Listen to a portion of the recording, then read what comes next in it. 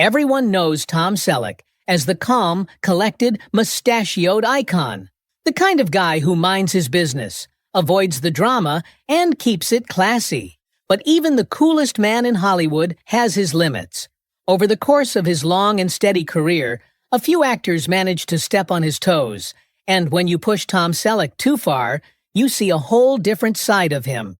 He doesn't dish out grudges easily, so if he's got beef with someone, you can bet they really cross the line. Here are 5 actors who managed to seriously piss Tom Selleck off and live to regret it. Rosie O'Donnell. Coming up first is Rosie O'Donnell. Tom Selleck disliked Rosie because of one particular interview she conducted back in 1999. An interview that started off routine but quickly turned into something else entirely. Tom, now well into his golden years, continues to stay incredibly relevant, thanks in large part to his role on Blue Bloods. Long before that, he became a massive fan favorite with his guest role on Friends, playing Dr. Richard Burke, Monica's older love interest. Through it all, Tom has remained polished, composed, and especially professional during interviews, rarely ever ruffled, no matter the setting. That legendary calmness, however, was put to the ultimate test when he sat across from Rosie O'Donnell. Rosie, as many know, is no stranger to controversy. Just ask Priyanka Chopra. Over the years, Rosie has lost quite a few fans due to her outspoken and often polarizing opinions, and that included a chunk of her own audience after the infamous live interview with Tom Selleck aired in 1999. The interview was supposed to focus on Tom's then-new romantic drama, The Love Letter. A light, heartfelt movie set in the sleepy New England town of Loblolly by the sea, the film follows a mysterious, unsigned letter that passes from hand to hand, stirring up curiosity, passion, and unexpected connections among the townsfolk. At the center of the story is Helen McFarquhar, played by Kate Capshaw, a bookshop owner determined to uncover the author of the letter. Her journey pulls her into emotional entanglements with 2 very different men. George, played by Tom Selleck, an old friend from her past, and Johnny, Tom Everett Scott, a much younger suitor who brings something new into her life. The story unfolds with charm and a quiet intensity, reflecting on love, timing, and second chances. With a cast that also included Ellen DeGeneres, Blythe Danner, and Gloria Stewart, the film was a feel-good romantic piece meant to warm hearts. But instead of celebrating the film's themes or exploring Tom's role in the project, Rosie steered the interview in a completely different and much more confrontational direction. She brought up the National Rifle Association, NRA, catching Tom completely off guard. What was meant to be a conversation about love and art quickly morphed into a political debate. Rosie, known for her strong opinions, implied that Selleck's former affiliation with the NRA meant he supported gun violence, a heavy accusation to make on live television and in such a wildly unrelated context. To his credit, Tom kept his composure. He calmly clarified that while he had been a member of the NRA during his youth, that did not mean he supported or aligned with every stance the organization took. Still, it was clear that the tone of the interview had shifted, and not in a good way. Fans watching felt the tension, and many criticized Rosie for hijacking what should have been a light, promotional moment. This wasn't Rosie's first brush with celebrity conflict either. Over the years, she's butted heads with big names like Whoopi Goldberg, Kelly Ripa, Elizabeth Hasselbeck, and most notably, Donald Trump. In fact, her feud with Trump has dragged on for decades. Speaking with people, Rosie even admitted that Trump still hasn't let it go. I said some things about him. Not nearly as bad as I could have said, but I just talked about him not being a self-made man, having money from his father, and saying he went bankrupt and it made him go berserk. I think he can't let go of a strong woman standing up to him. He won't let it die. Trump responded by threatening to sue her back in 2006 for making what he called false claims. For a man who rarely gets rattled, Rosie managed to hit a nerve.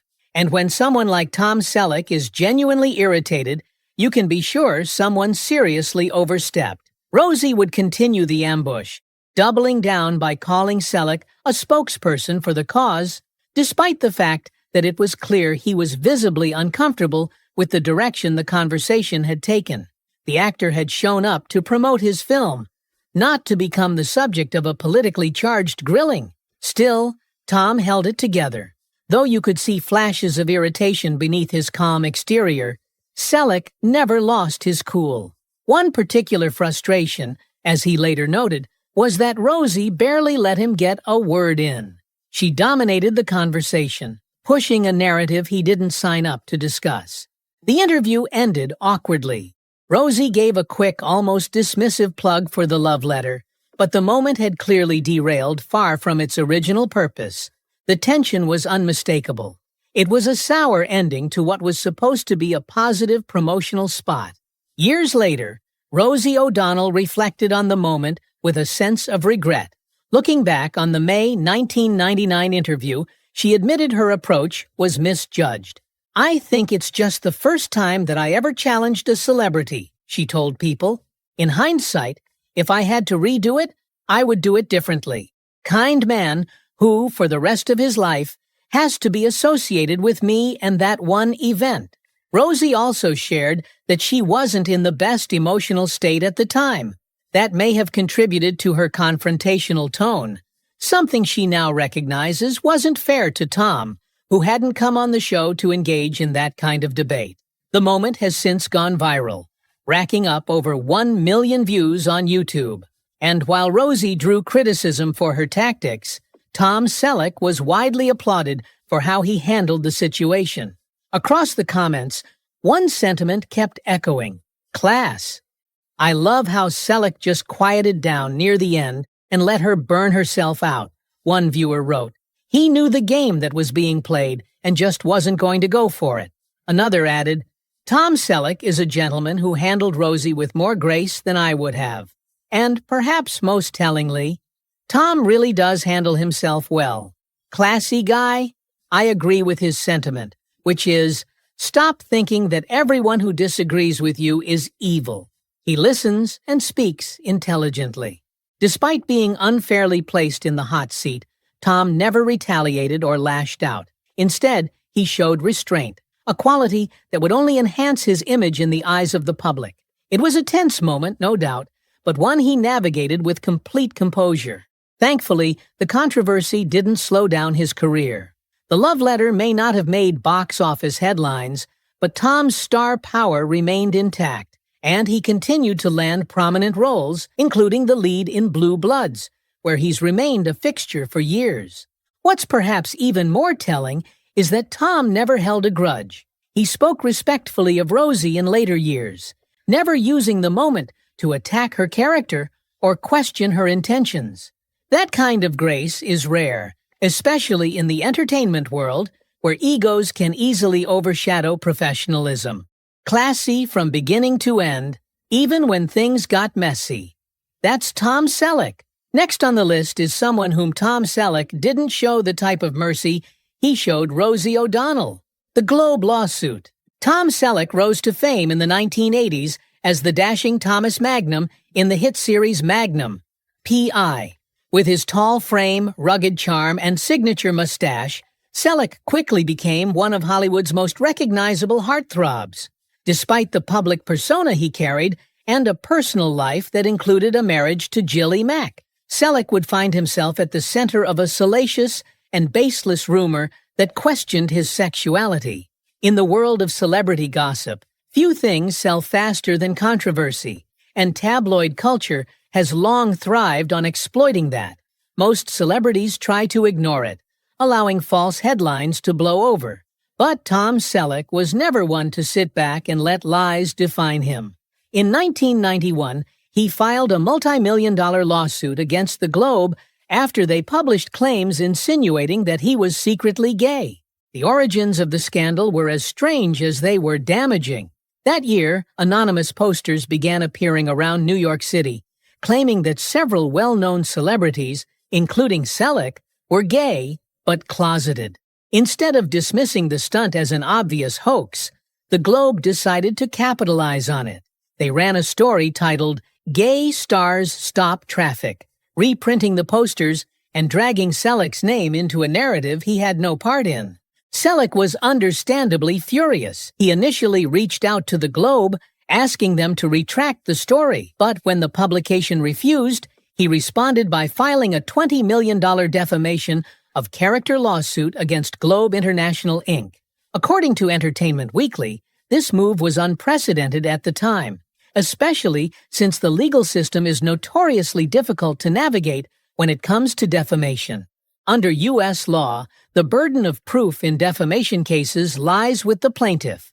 Selleck not only had to prove that the story was false, but also that the publication acted with actual malice, meaning they knew it was untrue and published it anyway. Most celebrities, faced with the uphill legal battle and steep legal fees, would have backed down, but not Selleck. Unsurprisingly, this wasn't his first legal battle with the Globe either. Back in the mid-1980s, the tabloid published a fabricated interview supposedly conducted with his father, Robert Selleck. The piece was titled, "Why Tom Selleck Can Never Be a Happy Lover," and its central implication was again that Selleck was gay, using a fake interview with his father to add weight to the claim. Although Tom himself didn't file the lawsuit in that instance, his father did. It was a long legal battle that lasted nearly 8 years, but in the end, Robert Selleck won. The court awarded him an undisclosed financial settlement. Still, by the time justice was served, the damage had long been done. The article had already circulated and left its mark. Selleck's persistence in defending his character, both for himself and through his family, spoke volumes about the kind of person he is. He wasn't just defending his public image. He was standing up against a powerful system of media exploitation that often targets celebrities with little regard for truth. And perhaps most importantly, he wasn't attacking the LGBTQ+ community. His issue was with being falsely labeled and having his identity manipulated for profit. In a media climate where actors often get reduced to tabloid headlines, Tom Selleck drew a line. He wasn't going to let rumors define him. Today, Selleck continues to be celebrated not only for his enduring career in shows like Blue Bloods and memorable roles in Friends, but also for the integrity he displayed during one of the most invasive chapters of his public life. He stood his ground when it mattered most, with class, clarity, and conviction. Unlike the lengthy legal battle fought by Selleck's father, Tom's own lawsuit against the Globe was resolved swiftly. Within weeks of filing the defamation suit, both parties agreed to settle out of court. As part of the agreement, the Globe was required to issue a public apology for insinuating that Selleck was gay and pay him an undisclosed sum in damages. But Selleck's stand didn't end in the courtroom. In 1997, just a few years after suing the Globe and the National Enquirer for similar false claims, Selleck made a bold, unexpected move. Known for his traditionally masculine roles and romantic leads, he took on the part of a gay reporter in the comedy In and Out, starring opposite Kevin Kline. The role surprised fans and silenced critics. At the time, Selleck found himself caught in a frustrating paradox. Suing tabloids for falsely labeling him as gay had somehow led to accusations that he was anti-gay. It was a no-win situation, unless he did something to shift the narrative entirely. That's exactly what he aimed to do by embracing the role in and Out, which included a now famous on-screen kiss with another man. Years later, in a 2015 interview with TV Guide, Selleck explained his reasoning. Because I had sued several tabloids for falsely saying I was gay, people were saying I was anti-gay. Playing the role ended both those rumors. His decision was a calculated but sincere one, not to make a political statement, but to assert control over a story that had been twisted for headlines. In doing so, he not only challenged public perceptions, but also showed a level of personal conviction and self-awareness rare among celebrities navigating scandal. Throughout his career, Selleck has shown that he's not afraid to speak up when it matters, whether that's in defense of his reputation or to correct public misperceptions. And perhaps it's that same quiet resilience that's helped him remain largely untouched by tabloid fodder in the decades since. Now, after years of staying relatively private, Selleck is preparing to tell his story on his own terms, with a planned memoir that promises to pull back the curtain on his life and career. This time, though, he's the one holding the pen. Harrison Ford.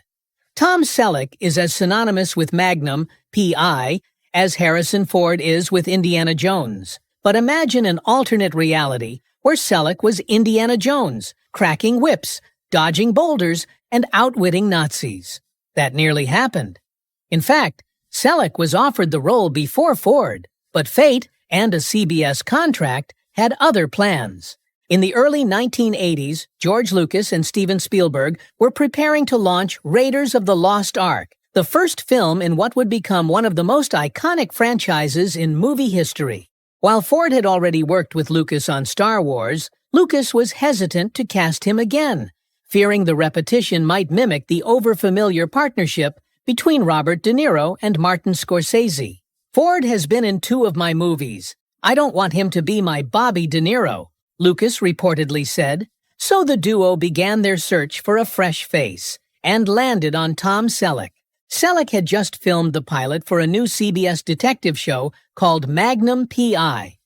When Spielberg and Lucas offered him the role of Indiana Jones, Selleck was honest. He told them about the CBS show. "Well, thanks for telling us," they replied. "Most actors wouldn't do that, but we've got cards to play with CBS." Those cards didn't play out. Despite the hopes of Spielberg and Lucas, and Selleck himself, CBS refused to release him from his contractual obligations. Even a brief Screen Actors Guild strike, which temporarily halted TV production and opened a small window of possibility, ended before filming on Raiders could begin.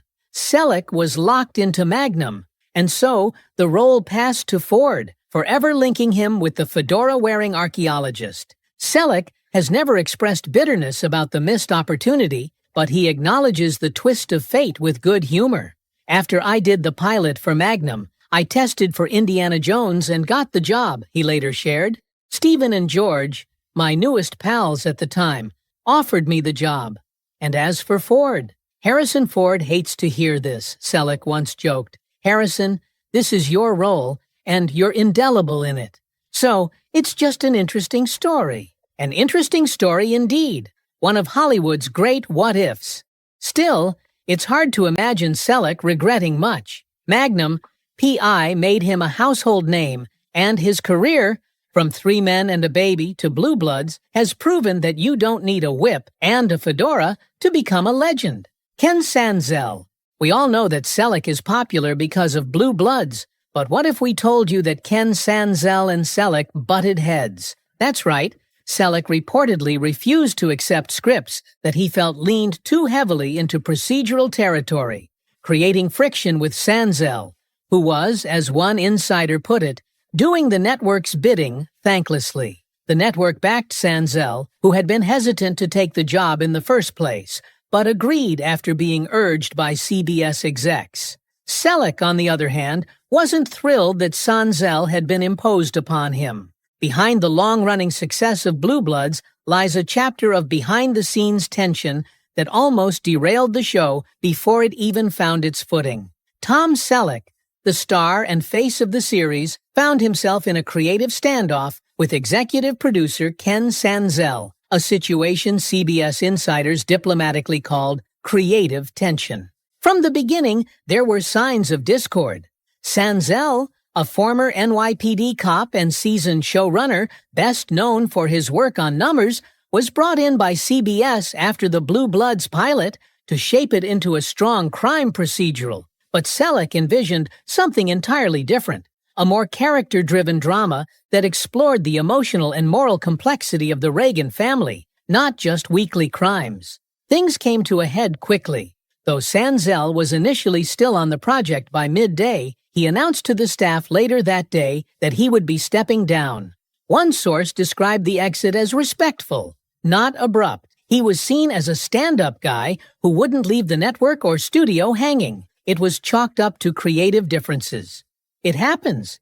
According to reports, Selleck wanted to bring in his guy to help guide the show's vision moving forward, someone who would prioritize character exploration over traditional procedural storytelling, though that person would still need CBS and studio approval. The drama was particularly delicate, given the involvement of Leonard Goldberg, a CBS board member, as executive producer.